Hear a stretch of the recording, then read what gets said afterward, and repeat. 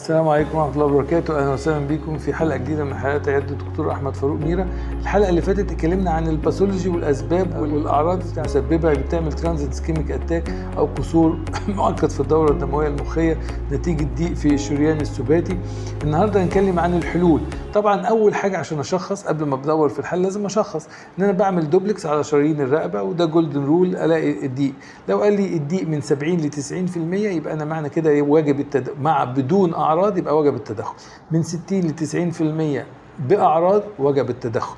لو أكتر من 90% أو مسدود انسداد كامل يبقى معنى كده مش محتاج أعمل حاجة، لأن أنا مش بعالج تدفق الدم بالمخ، أنا بحاول أمنع وصول جلطات للمخ.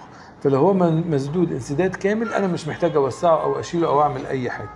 طيب التدخل بيبقى ايه؟ التدخل بيبقى عباره عن حاجه من اتنين، يا اما انا بعمل قسطره تداخليه وادخل احط دعامه اوسع الشريان وبرضه انا مش عايز ازود الدم للمخ عشان الناس ما تفهمش غلط، انا بحط دعامه عشان اعزل الجزء اللي فيه جلطات ما توصلش للمخ وابعده عن الدوره الدمويه المخيه. يا اما اعمل جراحه ببنج موضعي اسمها كارود اند ارتريكتومي، ان انا بدي بنج موضعي وبفتح الشريان بنضفه واقفل الشريان تاني.